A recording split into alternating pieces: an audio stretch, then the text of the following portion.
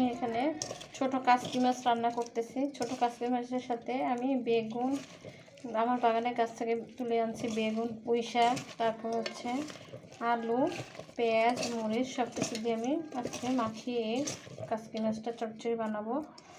আর আপনারা তো ভাত দিয়ে কাচকি মাছের চচ্চড়ি থাকলে ভাত খেতে আর কিছুই লাগে না, অনেক সুস্বাদু মজা হয়।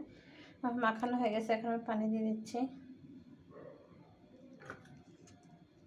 এখানে আমি সরষের তেল অ্যাড করছি, সরষের তেল দিয়েছি, এখন কাঁচামরিচ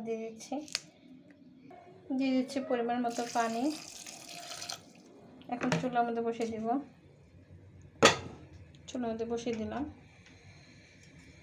এই কাচকি মাছের চচ্চড়ি দিয়ে ভাত খেতে অনেক সুস্বাদু মজা হয়। ছোটো মাছের তরকারিটা আমি এড়ে দিচ্ছি। আপনাদের কার কার এরকম ছোটো মাছ দিয়ে ভাত খেতে ভালো লাগে অবশ্যই কমেন্ট করে জানাবেন।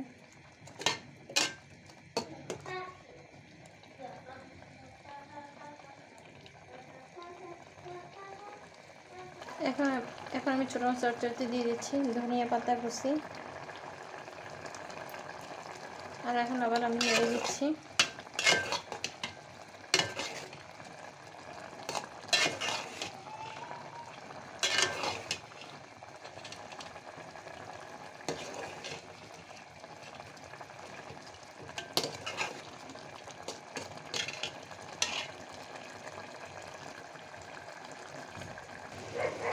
ছোটো মাছের চচ্চড়িটা আমার রান্না হয়ে গেছে প্রায়, আর মিনিট 5 রেখে আমি চুলাটা বন্ধ করে দেব। আজকে এই পর্যন্তই।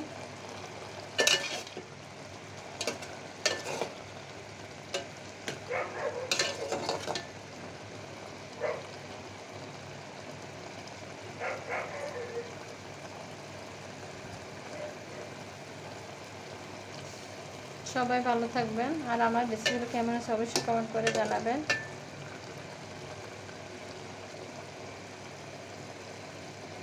আল্লাহ হাফিজ।